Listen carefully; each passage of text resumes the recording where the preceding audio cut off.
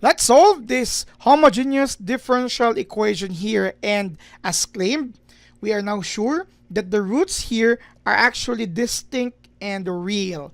But it's not all the time that it's declared, of course, just for the purpose of the discussion. Let's assume that the roots are already real and distinct, and then we are going to use a specific general solution for that, because there are also some instances where the roots are real, but there are repeated roots, or there are multiplicity for each of the root. There are also instances where the roots are imaginary, and there are also some instances where there are imaginary roots and they are repeated.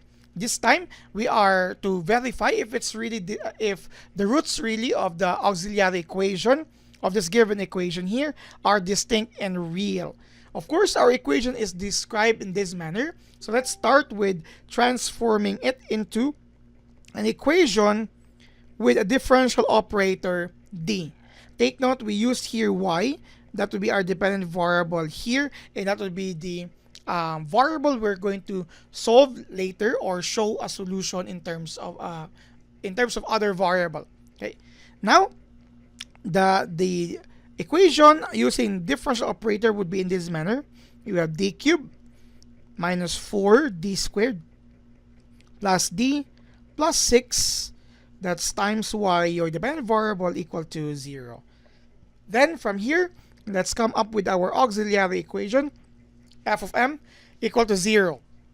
Hence, our equation now, or auxiliary equation, would be m cubed minus 4m squared plus m plus 6 equal to 0. This is our auxiliary equation, and we are going to solve for the roots of this equation and see if the roots are really distinct and real, and then declare the solution in the case of distinct and real roots. There are a lot of processes involved in solving for this. One thing we know previously is what we call as the rational root or rational zero theorem, which allows us to come up with P over Q quotients, where P is the factors of our constant here. So you could have 6, 1, minus 6, minus 1, 3, 2, minus 3, minus 2. And then your Q are the factors of your leading coefficients. So you have 1, negative 1. You take all the ratios of P over Q as your possible roots. You simply try them one by one here, substitute using factor theorem, and then decide which are the roots. But for some cases, it would really take us time. Imagine this is already 6. How about if it's 8 or 12 or 24? The rational root or rational zero theorem would take a lot of time. So we have here another process that you could use in solving for the roots of this given polynomial equation. We can use here a certain intuition, and then the concept of synthetic division to look further with the remaining equation once we are sure that one thing that we have tried is really a root. We can try here from the smaller value, 1 or negative 1. So if m is equal to 1, you would see that this is positive, this is minus, positive, and positive. So it clearly would not be equal to 0. But if you're going to try here negative 1, you would see this result. The cube of negative 1 is negative 1. Minus 4 times the square of negative 1, which is 1. Plus negative 1 plus 6 equal to 0. You will have negative 1 minus 4 minus 1 plus 6. That's surely equal to 0. This signifies that our first root is negative 1. And with this in mind, we are now sure that our first factor for this given polynomial equation or auxiliary equation, in this case of the discussion for differential equation, is m plus 1 equal to 0. But of course, that's already our first root.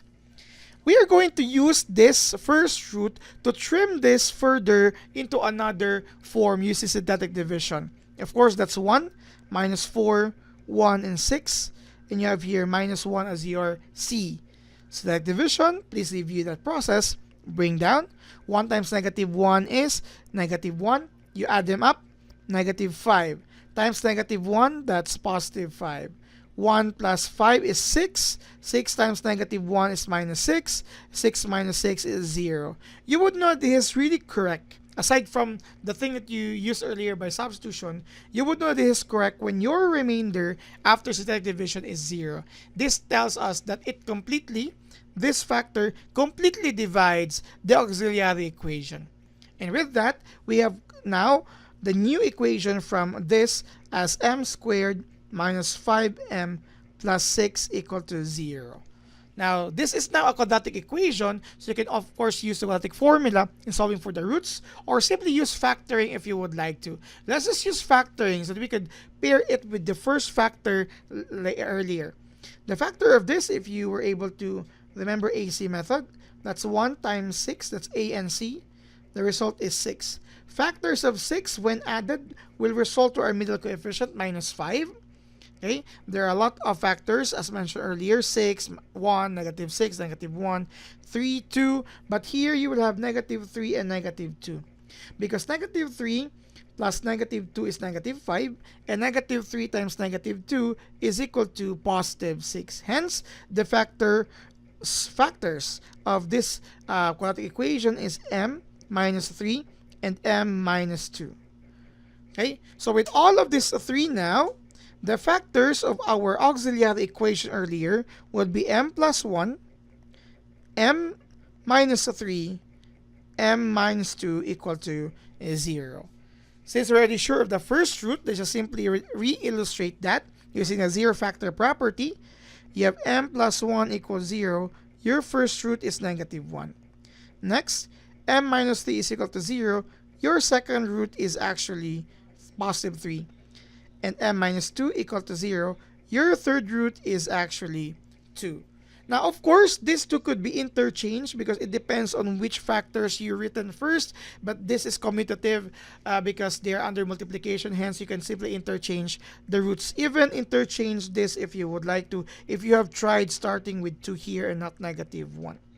Now, we have established that the roots are really distinct and real. Hence, we'll be using the solution for a specific homogeneous differential equation where the roots are distinct and real. And it would be in this manner. Y is equal to your, by the way, we chose y because that's our dependent variable. If it's x, then this should be x. Okay? C sub 1, you have e to the power of the first root times x. Going back again, we show that this is y because it's a dependent variable. But if the dependent variable is x, and this would be x, this coefficient here or variable will no longer x. It depends now on what would be its independent variable originally. It would be t, r, or any other variable. And then continuing to our solution general form, plus your c sub 2, second arbitrary constant, e raised to m2x, that's your for your second root, plus c sub 3, general, let's have it general form, okay, c sub n e to the power of mn times x. It depends on the number of roots. Now we have 3 roots, so we are sure to have 3 terms here, and it will be in this manner. The solution, y is equal to c sub 1, e to the power of your first root, negative 1x, or negative x, plus c sub 2, e to the power of your second root, 3x, and then plus c sub 3 e to the power of your third root, 2x. As mentioned earlier, you can interchange these roots as you can interchange the factors here because they are commutative. This is also true with your solution here. There are also some instances where this will be 2, this is a 3, or you're interchanging c sub 2 and c sub 3. It doesn't matter because they are just constant. They could take any value. Bottom line, this is the solution of our given homogeneous differential equation here earlier. Okay, that's all for the process. Thank you very much for watching.